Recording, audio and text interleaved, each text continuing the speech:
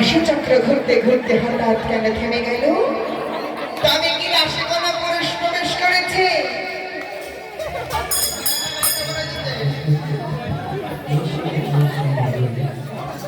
ও বন্ধু, আমরা না রাশি কোনো আনন্দ পাচ্ছি না।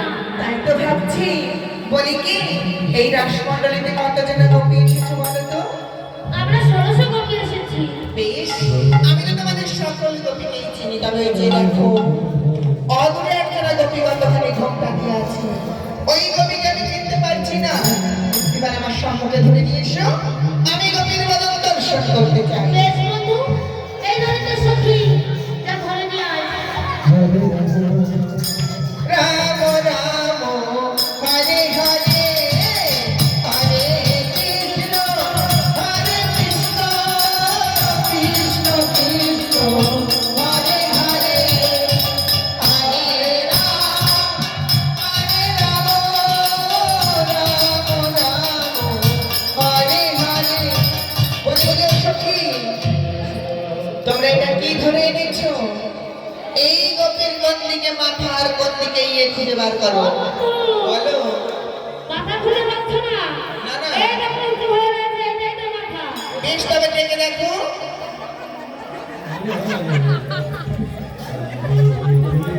আরে ও গোপী!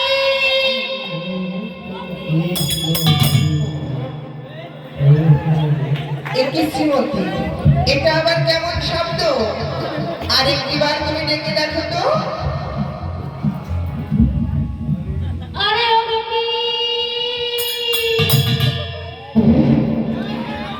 শ্রীমতী, তোমায় দিয়ে কাজ হবে না, ক্ষণকাল বিলম্ব করো, আমি গোপীকে ডেকে দেখি।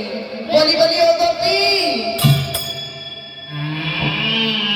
দেখেছো রায়ধনী, এই গোপীর এইদিকে মাথা আর এইদিকে ইয়ে।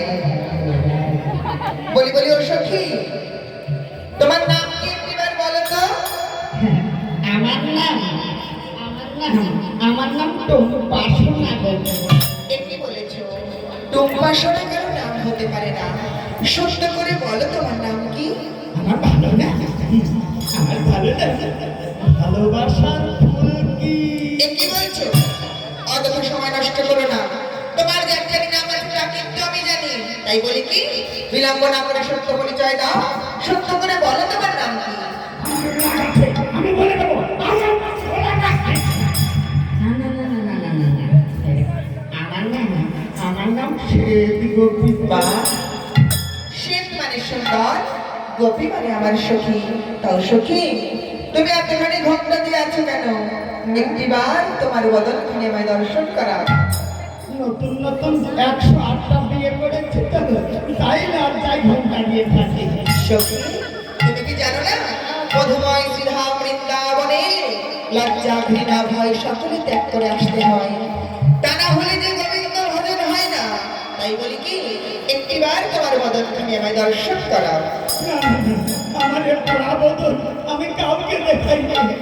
আমি তোমায় প্রতিশ্রুতি দিলাম, আমি ভিন্ন তোমার ওই রূপ আর কেউ দর্শন করবে না। ঠিক আছে, কেউ যেন জানে না, কাউকে বলবে না। আহা বলি বলি, কি অপরূপ চেহারা, এমন রূপ আমি আগে কখনো দেখিনি। মায়েরা দেখবেন গোপীর বদন, জোর করে জয় ধরে মুড়ি করে দিত। বিদায় গৌর শিবানন্দ দেবানন্দে, হরি হরি বল।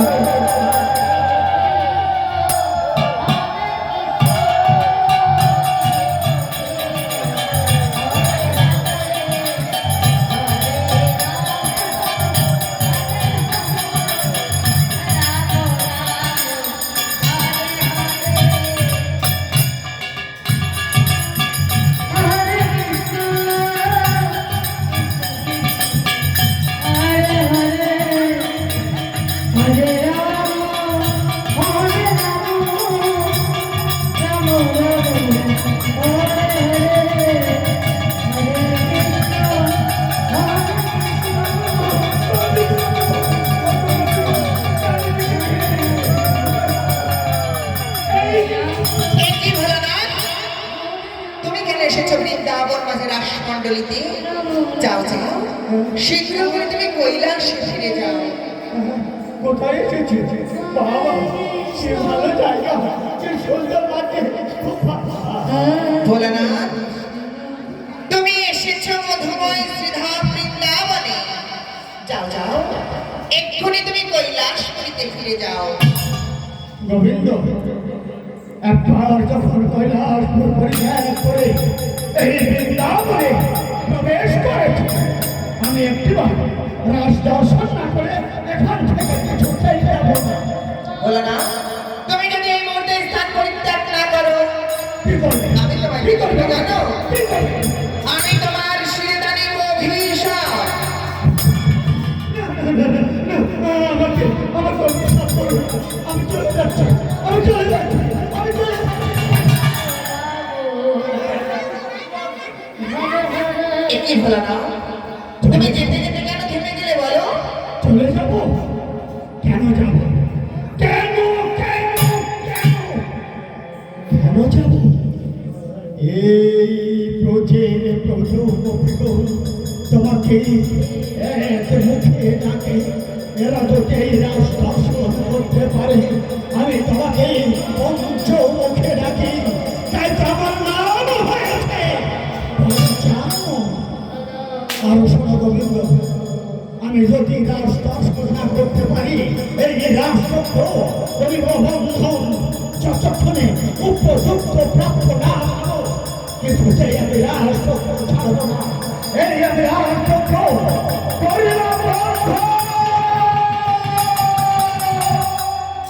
সম্বর ভোলানাথ, সম্বর তবরুষ, আজিকার পরীক্ষায় তুমি উত্তীর্ণ হয়েছ। আমার প্রতি তোমার এমন প্রেম অনুরাগ দেখে আমি মুগ্ধ হয়েছি। রাজ দর্শন তোমার হবে। হ্যাঁ, হবে হবে, কি জানো? তবে আজ নয়, কালও নয়, আর এ যুগেও নয়। তাহলে কবে, কোন যুগে?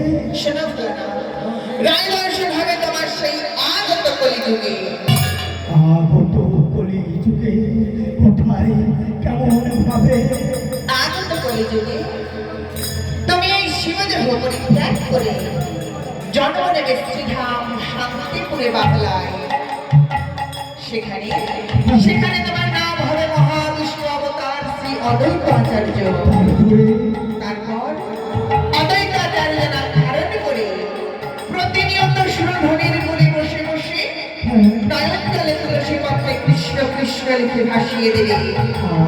যেদিন দেখবে তুলসী পত্র উজান হয়েছে, সেদিন বুঝবে আমি বৃন্দাবন লীলা শান্ত করি জন্ম নেব শ্রীধাম নবদ্বীপে জগন্নাথ মিশ্রের ঘরে সত্যি সিদ্ধ গর্ভ আছে। তারপরে কি হবে? নিমন্ত্রণ তলে হবে আমার জন্ম, নাম হবে আমার নিমাই।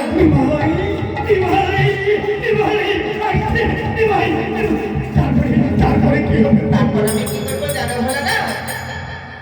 সেদিন আমি শঙ্খ নয়, চক্র নয়, গদাপদ্ম নয়, প্রেম হবে অস্ত্রবল, কাঁদিয়া কাঁদাতে হবে জগজন মানি লবে, প্রেম বিনা গতি নাহি আর। তারপরে সেদিন আমি মাথায় নামাবলী স্কন্ধে ভিক্ষার ঝুলি দিয়ে রাধার ঈশ্বর করবার লাগি নদী, আর পথে পথে রাধা নাম মিলাইবার কি করবো জানো?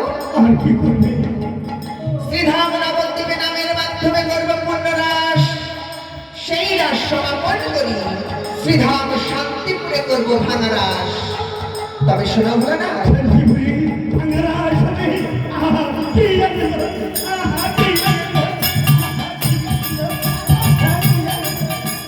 তবে শোনো ভোলানাথ, আমি সম্পূর্ণ দর্শন পাবো। না ভোলানাথ, আগে তো কলিযুগে শান্তিপুরে ভাঙা রাস আমি তোমারই কারণে করব সত্য, তবে সেই ভাঙা রাস সম্পূর্ণ নয়। ভাঙা রাসের কিঞ্চিত মাত্র রস তুমি আস্বাদন করতে পারবে।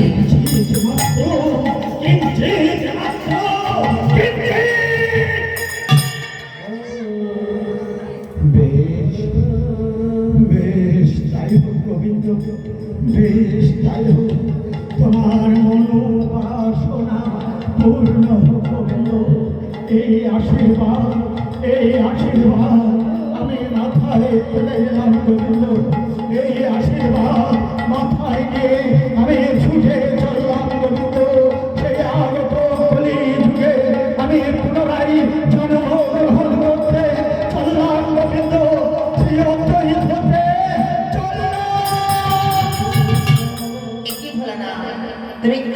কেন থেমে গেলে বলো? কেন থেমে গিয়েছি জানো গোবিন্দ? এই রূপ,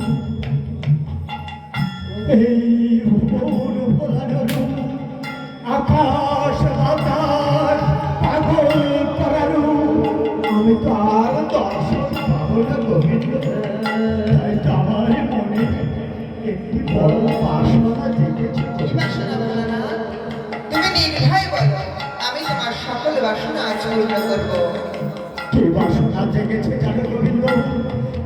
আগত যুগে যাবার পূর্বে আমাকে একটিবারের জন্য যুগল মূর্তি দর্শন করা গোবিন্দ।